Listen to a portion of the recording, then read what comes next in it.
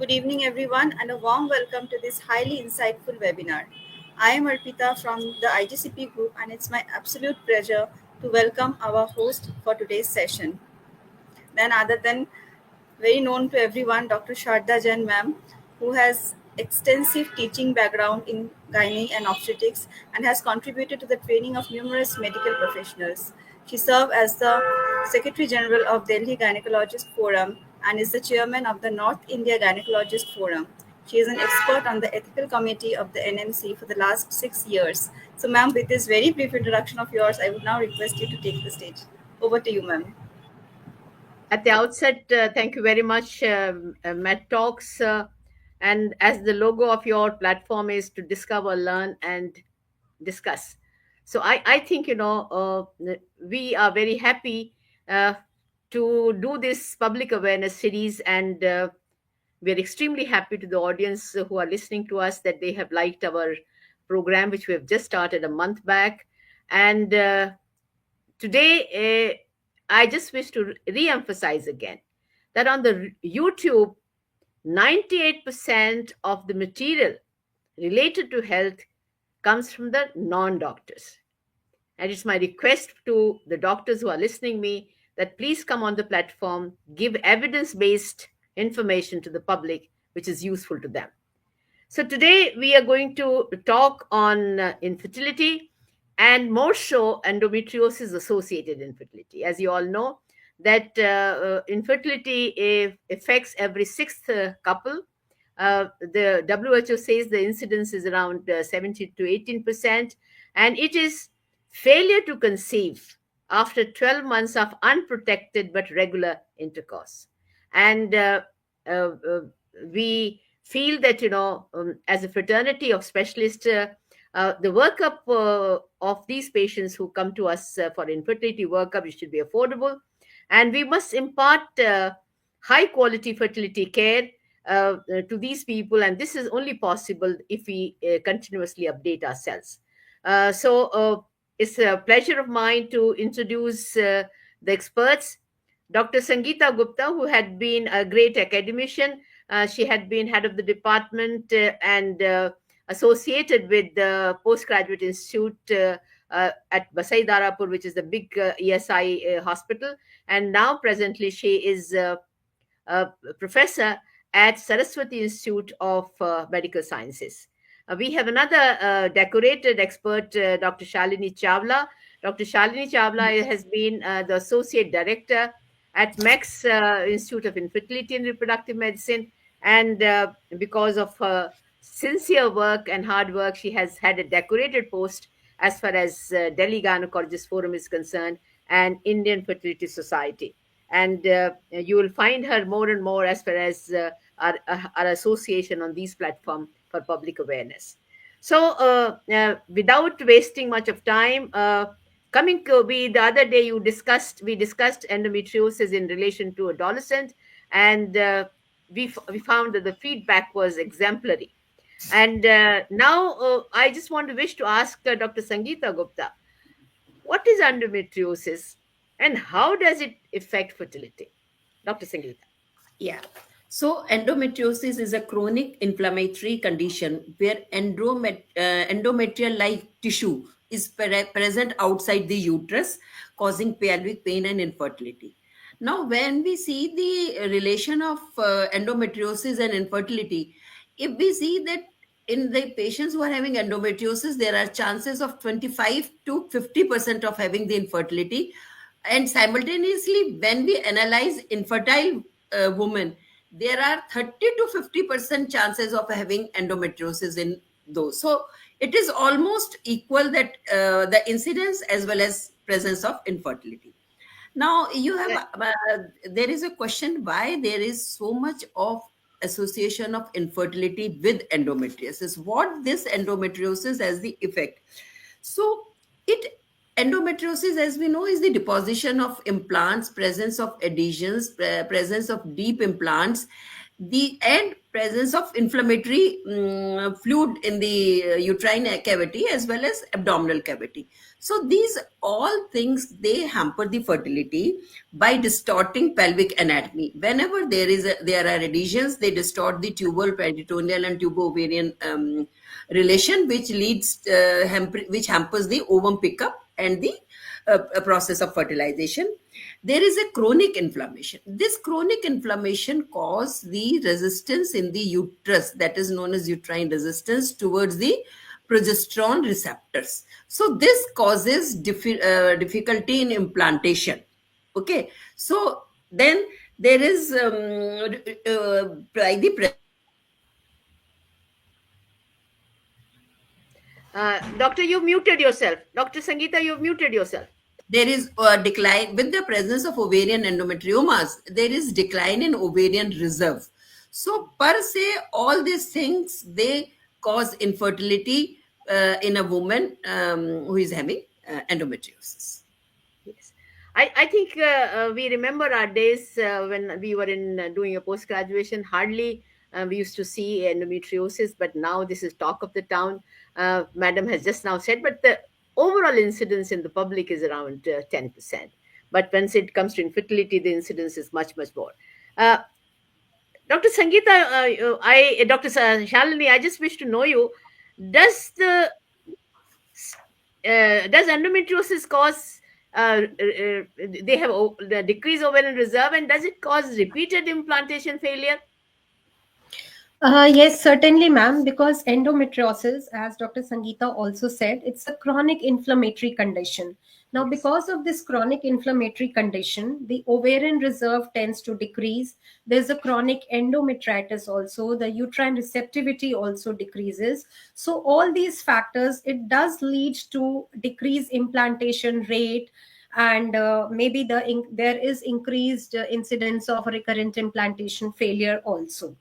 The oocyte quality also decreases to some extent when a girl has endometriosis. Great. I think you have given a very clear picture why there is a infertility problem much more in endometriosis. Now, before we get on to infertility, there is another term which is called deep infiltrative endometriosis. Sangeeta, I just wish to know that does this particular condition affects our infertility, and does the stage of endometriosis correlates with the infertility as far Uh, as the results are concerned? Now, ma'am, when we talk of deep infiltrating endometriosis, the first and foremost cause of in these patients of infertility is dyspareunia, because these patients, they have lots of pain during intercourse, which itself causes infertility. But these deep this thing they call the adhesions, because of these deep implants and the presence of adhesions, they distort the anatomy and cause infertility. So deep infiltrating implants and the stage of disease, mild to moderate, the disease may there is infertility, but there are more chances of having infertility in severe, that is severe and advanced diseases, where there are much more adhesions and much more damage to the ovary and tubes. Dr. Shalini, you are a great IVF and infertility expert. When should an infertile woman be screened for endometriosis when she comes to you for a child?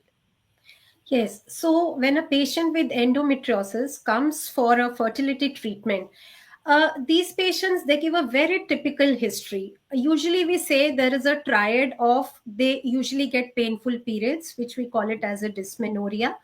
Now this pain could be cyclical, or this pain could remain throughout the menstrual cycle also. So cyclical pain or acyclical pain, they have a very typical history. They give, as Dr. Sangeeta very rightly said, that they have dyspareunia, they have very painful sexual intercourse, and they have infertility.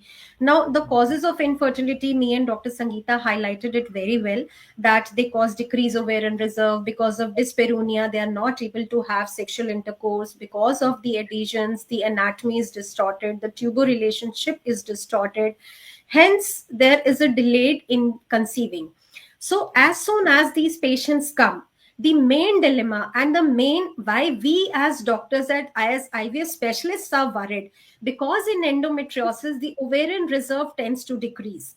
Now the ovarian reserve tends to decrease, two main reasons. Once, because it is an inflammatory condition, and if we have to take the patient, suppose the patient has so much of pain every time, then laparoscopy is the answer, where we correct the anatomy, and where if we try to remove the ovarian endometrioma, however a good surgeon may be, a part of the ovary tends to come out with the ovarian cyst, and it decreases the ovarian reserve. So that is the main dilemma with us as fertility specialists, where we want that as soon as the patient of endometriosis comes, we do guide them that plan early, conceive early. And in fact, these days, young girls are coming with endometriosis. So we are guiding them that they can go for fertility preservation to preserve their ovarian reserve. So I Now think it is very let's focus on the workup. They have come. yes, You said the history is very important. Their clinical examination also important, because when you see these patients, you take their permission, tell them that I am not going to cause you any pain, and you find that the nodules are there in the vagina. They can be adnexal mass also, and you find the uterine motility is also less. What are your right. favorite investigation to clinch the diagnosis?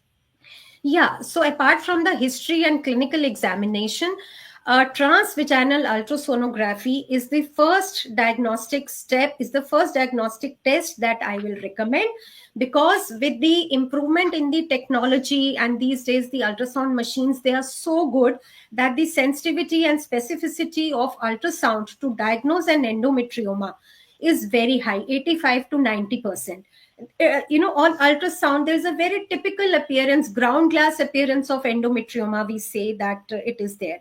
And in case there is some doubt, then we can go for other modalities, like MRI is again a very highly sensitive and a specific test, where in doubt, where the ultrasound is in doubt, where it cannot distinguish from other complex cysts, then there comes the role of MRI. A word of caution, so many prescriptions we see that people do write I will just CA120. question you in between that, Yes, why you are silent as far as laparoscopy for a diagnosis is concerned. You are yes, specifically ma'am. silent. Yes. Yes. I was silent because the currently for diagnosis, we do not take laparoscopy as a diagnostic modality now. We take that as in treatment modality. But yes, if the we have diagnosed it on ultrasound, we have seen that the patient, the clinical history, the examination, the ultrasound matches, but she's not responding to the medical treatment, then probably those are the patients we take them for laparoscopy. Definitely laparoscopy is the gold standard, which means that there is no above test than above laparoscopy which can help in diagnosing. But Absolutely great. Yes, yes, ma'am. I think you have highlighted, and this is what I wanted to hear, is that the message is, though the laparoscopy is the gold standard, followed by confirmation, histopathological examination confirmation, but because surgeries does more harm than good, the dictum is now one surgery in a lifetime, and the clinician can decide when is this particular one surgery can be there, and we should for a workup we don't require a diagnostic laparoscopy. I would There like are to two. add one Yes, more yes, point, Dr. madam. Sanjeev. That if there is no clinical finding, if there is no finding on ultrasound, we should not exclude the diagnosis of endometriosis. This is very important, that all the findings may be normal, but still there may be endometriosis in a case of unexplained infertility. So, Yes, the history is very, very important, and it is now told by many guidelines and many bodies that, in spite of that, you may not have evidence of clinically or substantiated by investigation, still patient can have an endometriosis and can harm. Now, there are two tests which are done. One is CA125, Shalini, I wish you to comment, and on AMH. Because AMH, we have already said, because ovarian reserve is less, so whenever a patient of endometriosis comes to you, you suspect endometriosis, AMH must be done. Maybe whenever you feel that there is a need to get AMH done. What are the limitation as far as CA125 is concerned? Is it any useful test Shalini? Yes, ma'am. Ma'am, CA125 is a marker of any chronic inflammation. So Correct. it is not to be used as a diagnostic test for endometriosis because it can be raised in any other condition, any PID, any even fibroid, or even any malignancy. It can be used. So I think I would like to give this message that do not use CA125 as a diagnostic test for diagnosing the endometriosis. Yes, it can be used. CA125 basically is used as a prognosticating the patients for malignancies, but not for the endometriosis. And Dr. yeah. Yes, Dr. Sangeeta, there is, I was reading about it. There is a test which is called BCL6, which is a immunochemistry test not available in our country. What is this particular test? You just tell And this is a everyone. test which is done abroad, and it tells us about the progesterone resistance. So, what we do the endometrial biopsy of the patient, and in the endometrial biopsy, then we estimate the level of BCL6. So, higher the level of BCL6 shows the uterine resistance towards progesterone. So, it is a very good, minimally invasive. All the tests can be divided into non-invasive test or invasive. Laparoscopy is the invasive diagnostic test, ultrasound, MRI, non-invasive diagnostic test, and this comes in between is the minimally invasive diagnostic test. So I think once we are having this test, it will be much easier to differentiate between other chronic uterine conditions and endometriosis. So Now, we wait and see, when this particular test comes. Let's straight away come on, the management part of it. Whenever a patient of endometriosis associated infertility reaches a doctor, the people who are not infertility experts have a knee jerk reaction for medical treatment. Dr. Shalini, I want you wish to comment. They have a tendency to put these patients on OCP for 6 to 8 weeks, or they have a tendency to put them on a Dynogest for 2 to 3 months. What do you have to say? Yes. So, endometriosis basically there are two spectrums. One is the pain associated, and the another is the infertility. Now, for the infertility, we do not recommend these medical treatment because the medical treatment consists of either giving oral contraceptive pills or consists of giving progesterones in either form, Dynogest, Mirena, this thing, intramuscular injections of progesterones. So in a way we are doing the reverse. On one hand the patient wants to conceive, on the other hand we are doing the reverse, we are giving contraceptives to the patient. So while these patients are contraceptives, how can a patient conceive? So these patients should not be given these kind of treatment, and they should be promoted, they should be encouraged to go in for the infertility treatment as early as possible, because with worsening as the duration progresses, the adhesions, the inflammation, they all these things, it progresses, it leads to worsening. From stage 1 it can progress to stage 3 and stage 4. We don't want Thank you, to Shalini. reach I to think that stage. you made the things very clear. There are two things. One is Yes, pain, another is infertility. And right, these trains go in a different direction. Pain true. train goes to Amritsar, while the infertility treatment train goes to Agra. So I think, the treatment Hmm. is totally different. So you must ask her, is pain Yeah. bothering you or is Hmm. infertility bothering you? If is Right. infertility bothering is, medical treatment has no role. No role. True. No role. Now, Dr. Sangeeta, we normally, when we do surgery, when the patient is not come to us for infertility, we do a surgery for endometriosis, and we invariably put them on medical treatment after the surgery. What do you have to say as far as infertility patients are concerned, Sangeeta? so medical treatment after surgery, that is in a post-operative period, has no role in a patient who has been operated for infertility. I mean, or the patient is desirous of infertility, of fertility or conception. There is no role. No role. First 6 months is the golden period to conceive because the milieu has changed. There are maximum chances of conception after surgery in an infertile woman because of endometriosis in first 6 months. So there is no role of post-operative medical treatment or medical supplementation of OCZs or these type of pills in these patients. Now let's come to, ordinary doctors are, disturbed about as far the surgery thing is concerned. So I will just ask you, what is the role of surgery as far as infertility is concerned, Dr. Shalini? Ma'am, the role of surgery comes. Suppose a patient is young. It depends upon the age of the patient, upon the size of the endometrioma. Suppose she comes with this very severe pain. Her life is matlab incapacitated because of the pain. I agree. She is keen to conceive also, and she's a large endometrioma, more than 6 centimeters, 7 centimeters, sitting there. So we have to give it as a holistic approach, holistic management to the patient. We don't want, because she will not be able to conceive if she's the entire month she's suffering in pain. So with such large endometriomas and so much of severe pain, those are the patients where we do recommend these patients to go in for a laparoscopy, where we do try to remove the endometrioma, correct the anatomy, do pelvic resurrection, try to maintain the tubo-ovarian relationship, free up the fimbria. So those are the patients who require the laparoscopic surgeries. Otherwise, today in era of IVF, if she has a small endometrioma, no pain, then MAR, medical assisted reproductive technologies, is the way forward.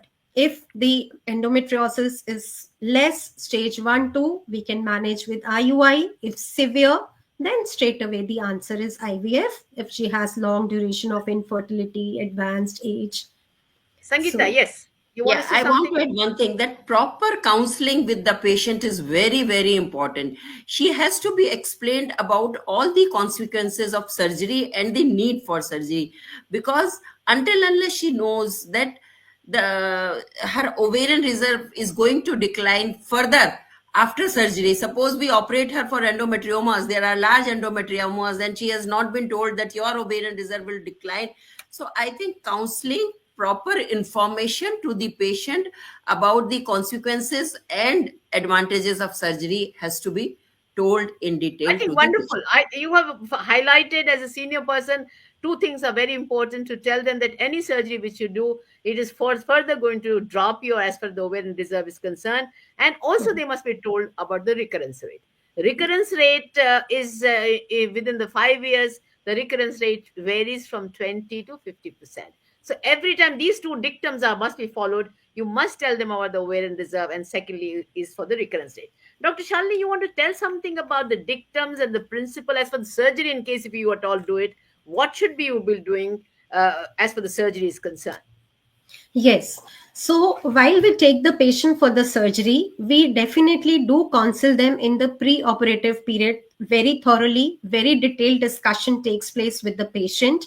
We do tell them that it is not necessary that ovarian cystectomy we would be doing. Yes, definitely ovarian cystectomy is preferred, because in ovarian cystectomy we are taking out the entire wall, vis-a-vis fulguration, where we are just burning the endometriotic spots or the endometrioma after aspirating the fluid with the cautery. So the chances with the fulguration, of the chances of recurrence with the fulguration definitely is high.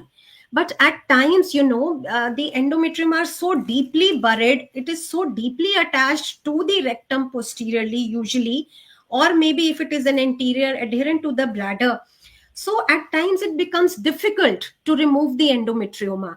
At the end of the day, our motive, patient's motive, is just to give a safe surgery and not injure the vital structures present there. So we Great. do I counsel. think, you made it, things are very clear.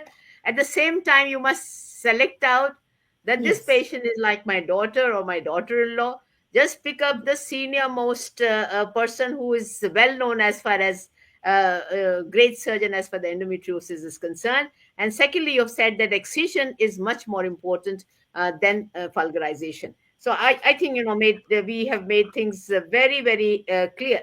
Now, when it comes to treatment, Dr. Sangeeta, Now, what is the first line ART option as far the endometriotic patients are concerned, who are young, who have a milder disease, mild to moderate disease? Dr. Sangeeta.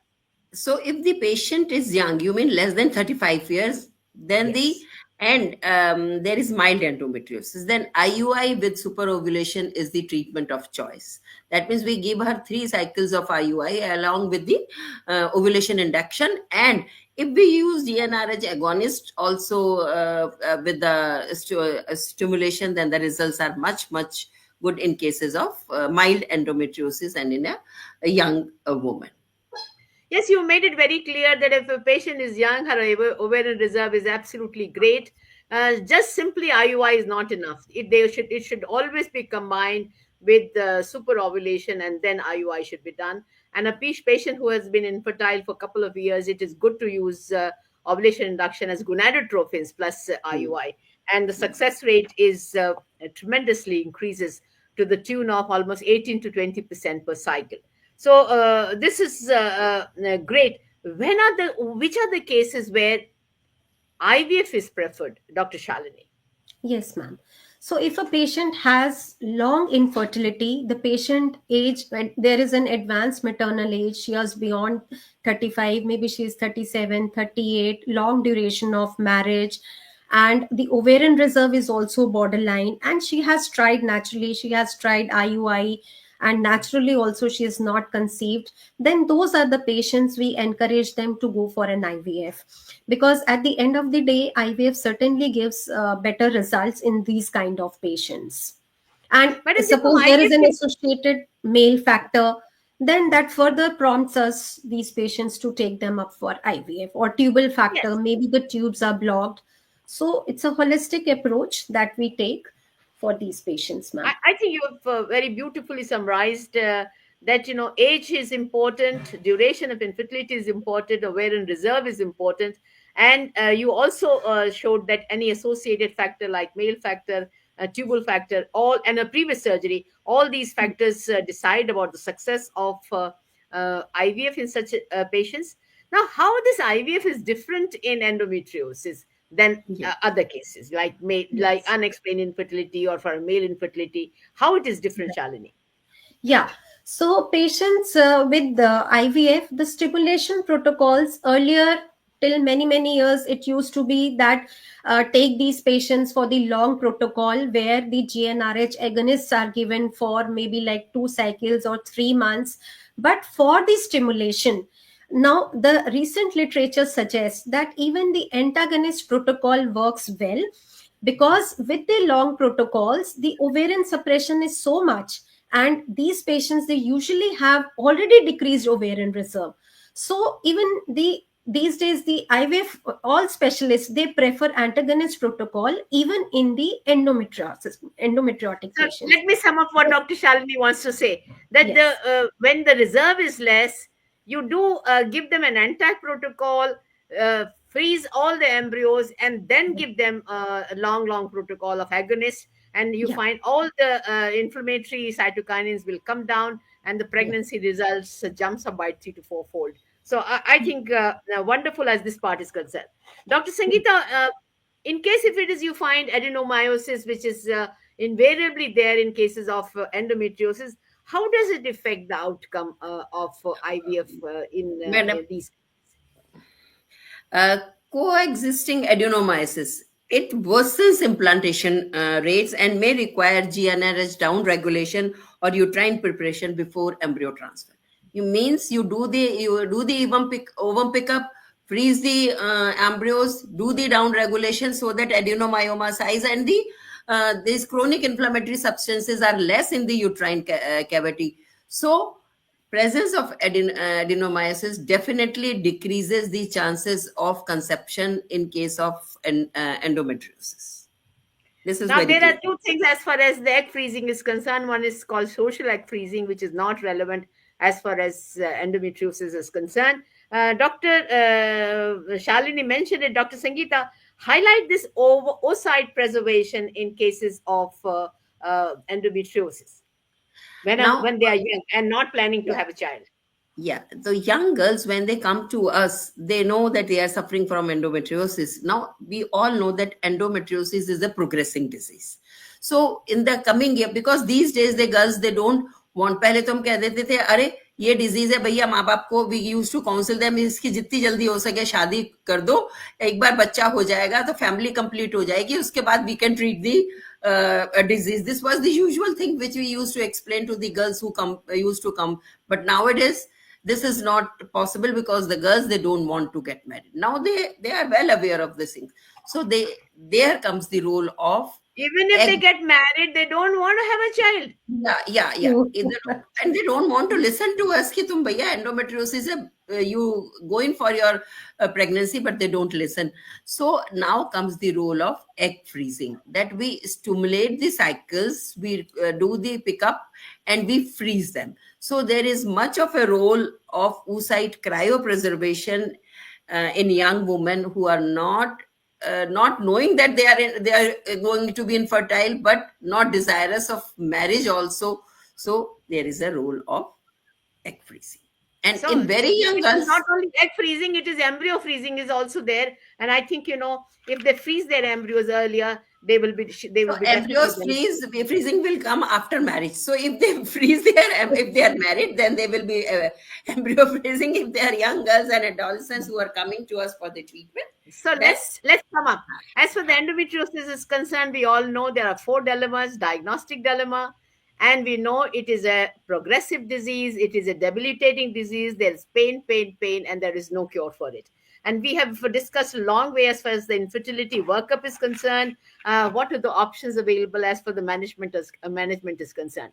I'm going to ask what are the common questions are asked by patients who are endometriosis. Can my diet improve, or can any naturopathy can improve, or can any alternative medicine can improve my fertility in future? Dr. Shalini. Ma'am, diet per se, as such, there are no specific things in the diet which can cure the endometriosis. But yes, as a healthy diet, One thing we have already said, there is no cure, but it yeah, can help. yes. it can. So, diet rich in omega 3 fatty acids, she reduces the alcohol intake, she reduces the smoking intake. So, overall, a holistic and a better healthy and a nutritious diet definitely will help in overcoming the symptoms, in reducing the progression of the endometriosis. So, till that level, it can help, but not as a cure, ma'am. Dr. Sangeeta, you are older than Dr. Shalini. What do you have to comment as far the alcohol and the smoking is concerned, who comes for infertility treatment?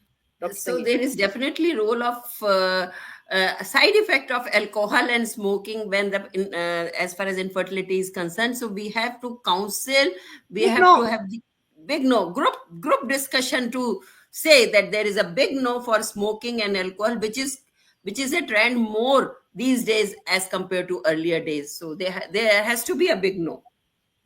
Now, what about acupuncture and the weight loss? Dr. Sangeeta. Does weight loss improve the fertility? And does Yes. acupuncture in any way helps her out? As far as weight loss is concerned, reducing BMI in overweight patients improves hormonal balance, internal hormonal milieu of the body, which increases the chances of conception. So, because it is going to balance the estrogen dominance and everything, so there are more chances of conception. And as far as acupuncture is concerned, these type of things, they are not yet proven whether they have got a role in enhancing the fertility rates or not. But of course, like yoga, meditation, and other lifestyle modifications, they may help to the patient to have decrease the chronic inflammation process, because all these things, they help in decreasing the inflammation. But See, as such, per se, yes, fertility the पे इसका कोई role.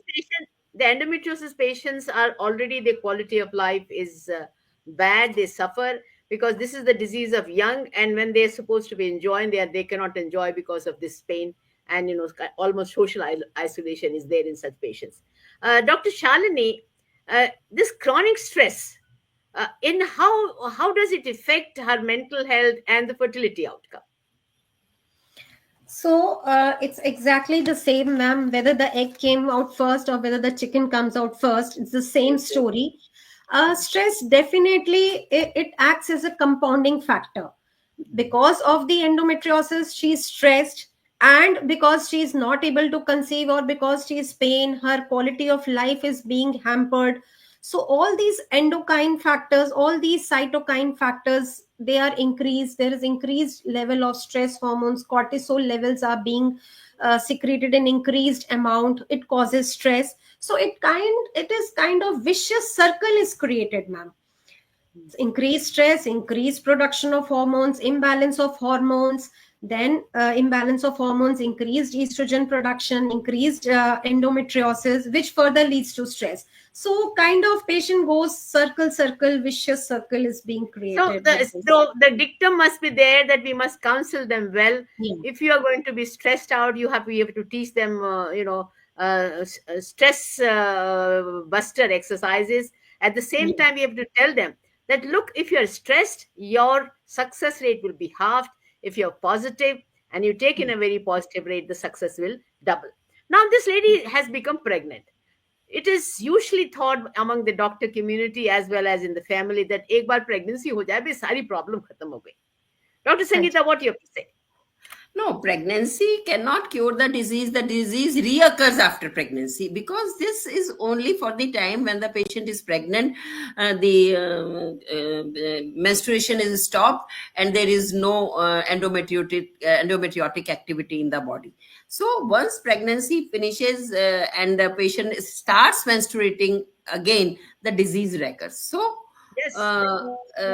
means it's wrong to think that patient is going to get cure of endometriosis. So yes, pregnancy definitely gives them a very temporary relief because of the progesterone dominance. But we emphasized the other day, we are repeating again today, a good clinician who is managing endometriosis, and that woman as such should plan a long-term medical treatment. And after pregnancy, also she must be counseled. When the pregnancy is over, then you require a medical treatment. Otherwise, things are going to be bad in case if you want a future pregnancy. So this is one thing. I want you to emphasize again on the recurrence rate, that anything which is there, recurrence is bound to be there. If she has a periods, it is going to again going to have a peritoneal deposits, and the recurrence is bound to come back. Now I wish to know that there people want to know कि doctor साहब मेरी को complete cure कैसे होगा. So Shalini, what do you have to say? Complete cure ma'am endometriosis का नहीं है. It is only we can prevent that. And as you rightly said, for the prevention, if she has completed the family, maybe the medical treatment has to be continued long. Because if she stops the medical management, the recurrence rate would be high. So whatever method, maybe she's taking Dynogest, which is a progesterone, then she has to continue it long to prevent the recurrence. But as such, the cure is not there with the endometriosis. We can decrease the pain. We can give her the quality of life by doing a laparoscopy where we burnt the endometriotic spots, where we fulgurate them. But as such, the permanent cure is not there, because the disease is such that it is bound to reoccur. So we can just decrease the interval of the recurrence, but as such, total cure is difficult with the endometriosis. This lady gets pregnant. She has a girl, and she asks you, jokingly, madam, I've had my life had been hell. You have been there in my life that I got a child. Is there anything which can prevent endometriosis altogether in my child? Sangeeta.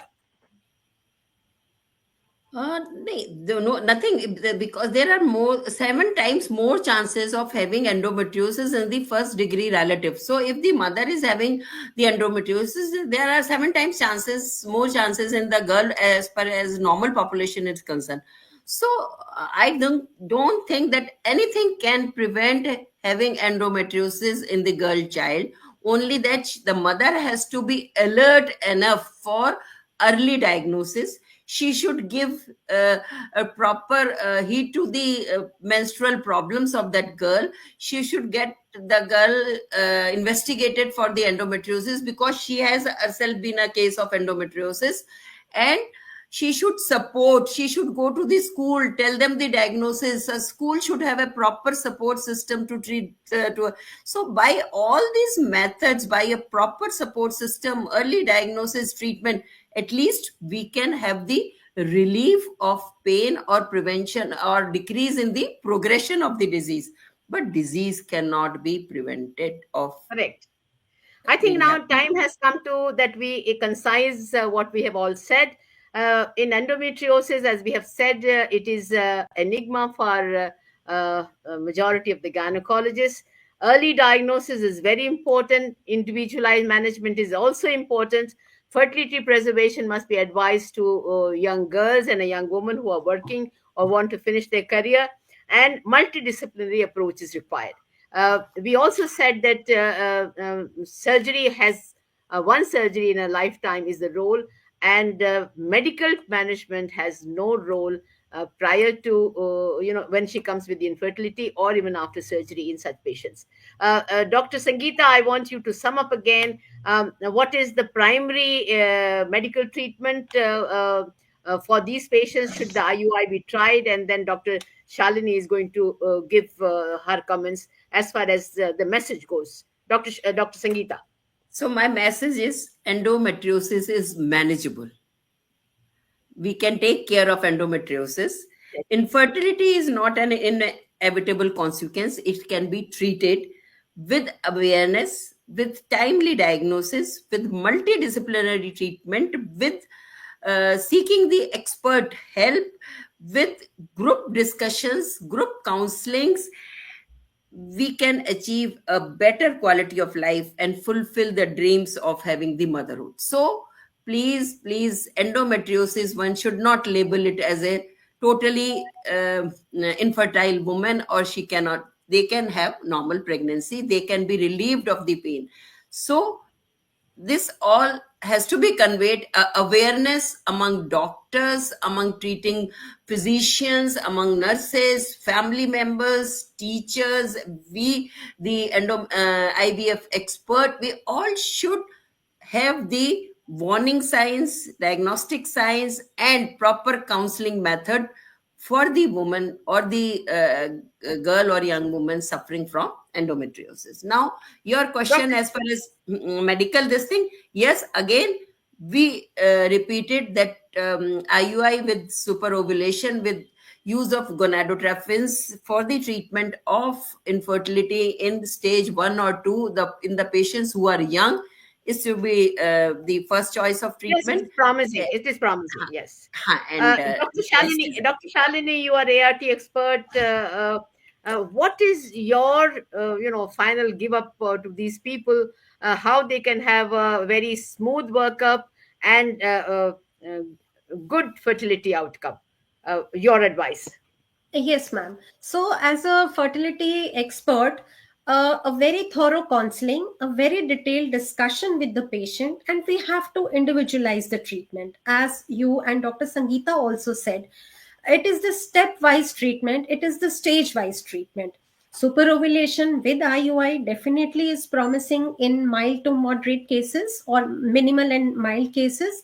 But if the disease is severe, as I said earlier, the ovarian reserve is less, many years of infertility, married for long, advanced age, male factor, tubal factor, then those are the patients we do counsel them for infertility. We do counsel them about the decreased ovarian reserve, which would be there while we are taking them up for IVF. We do counsel them about that there could be decrease in the implantation rate in the endometriosis because it's a chronic inflammatory condition. Then this a very good counseling. After that, then we decide the ovarian stimulation protocols, where, ma'am, you very clearly highlighted that we give the antagonist protocol, we freeze the embryos. While we are doing the embryo transfer, we give a long agonist protocol to cause the suppression of the inflammatory process and then take these patients for the embryo transfer. So my message to this forum, the people who are listening, the girls who are listening, the doctors who are listening, that because endometriosis certainly leads to decrease in the ovarian reserve, so counsel these patients for early fertility treatment before they fall in that category that their ovarian reserve goes so down that they have to take a donor. We don't want. We want to give biological child to a couple. So they should be counseled. We should be very supportive. We should not be discouraging these patients. We should not be scaring them. Oh, you are endometriosis. आपका तो pregnancy होगा ही नहीं. There Yes. are science is advanced, IVF is advanced, technology is advanced, results are far better with IVF now. So these should be counseled. We should be very empathic to these patients, and they should be motivated to conceive early. That's my message, ma'am. I think, a great wind up is there. Arpita, we will take up questions in case if they are there in the chat box. Arpita. Yes, ma'am. Thank you to all of you for the wonderful discussion that we were listening to. Now, let us see what are the questions that have come from our audience. So, I will read them out directly, ma'am. Ma'am, am I audible? Yes, Yeah, yes. you are audible, but some interference is there. Yes, you are audible. Okay, ma'am. Ma'am, the first question that has come is considering the increasing incidence of endometriosis, what key preventive measures can be recommended to women at risk, especially in their reproductive years? See, the question is, it has been very well highlighted that lifestyle changes happen. They are good if they are young and not planning an immediate marriage or immediate to have a child. They must have egg preservation or embryo preservation in case if they are married. So one thing is clear: there's nothing called preventive aspect as far as endometriosis is concerned. Yes. Right, ma'am. Thank you so much for answering it. Moving on to the next question. Ma'am, how does the management of endometriosis differ in patient undergoing IVF versus who are trying to conceive naturally? And Dr. Shalini, you wish to say Yeah. something? Yes, ma'am. So, patients who are keen to conceive naturally, I would say that the natural conception, once a patient has gone laparoscopy, we have corrected the anatomy, the chances to conceive naturally are very, very good. But yes, those are the patients where we are not taking them for a surgery and taking them right away for the IVF. The protocols are different, like we do the NTAG stimulation protocol, freeze, and then do the transfer with the long agonist protocol. Then these are the kind of patients who leave little extensive luteal support also. And once the pregnancy is beyond 3 months, then it is like any other pregnancy, like a natural pregnancy. So these I'll add on to I think yes, the desire to have a conception naturally is never ending. yes, We have to tell them that you can't go on and go on as far as the natural cycle is concerned. Very true. If you've Very tried true. it, if you've tried it for 1 year, 80%, 85% chances there is you should have conceived. But in case you that particular time is past, you give another year, you find that this is the time has come that you have to go for infertility workup and treatment. So you have to draw a line that this Yes, far. you can't go on and on. Yeah. Any questions more? Yes, ma'am. Ma'am, this question is to you. And it is, ma'am, given your role in the medical ethics and policy, how can healthcare professionals ensure that treatment options for endometriosis and infertility remain accessible and ethical in India? See, let me be very frank with you. The government of India has bringing out guidelines. The Fox is bringing out guidelines. The only thing what we need to do is this kind of public awareness, and also we should see to it that the doctors abide with the guidelines. I think on that particular it is possible. The intention should be made very clear both by the government as well as by the expert bodies like Foxy. Right, ma'am. One last query for today. That is, what are some misconceptions about endometriosis and infertility? I think you have already discussed, but still there's a question, and you believe need more awareness among patient and healthcare providers about the same. We have a very senior person, Dr. Sangeeta. Please answer.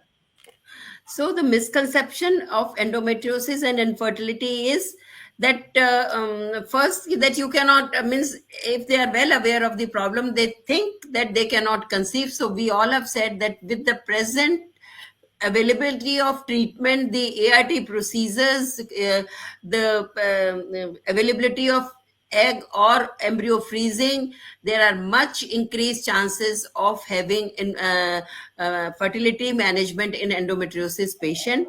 And the second myth is that with acupuncture and with all these type of things, the disease can be cured. So one has to be very, very clear in mind that nothing can cure endometriosis.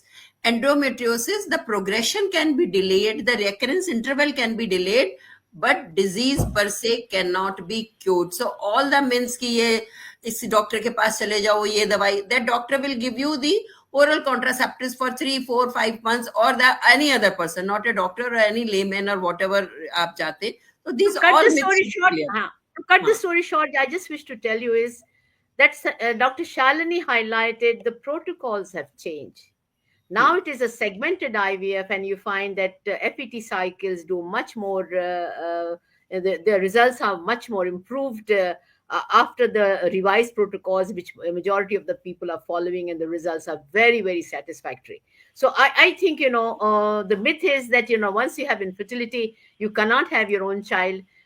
We have already put great breaks like repeated surgery is not to be done. When the patient wants a child, no medical treatment has to be given. Simple protocol and simple management strategies are there in front of you. Follow them up. You will definitely have a child. Remain positive. You will get it. Right, ma'am. Very important message. So, with that, I would like to conclude the session for today. But before that, I would like to thank our esteemed speakers, Dr. Sangeeta Gupta, ma'am, Dr. Shalini Chawla, ma'am, for sharing their invaluable insights on this very crucial topic. And special thanks to our host, Dr. Sharda Jain, ma'am, for leading such an enlightening discussion.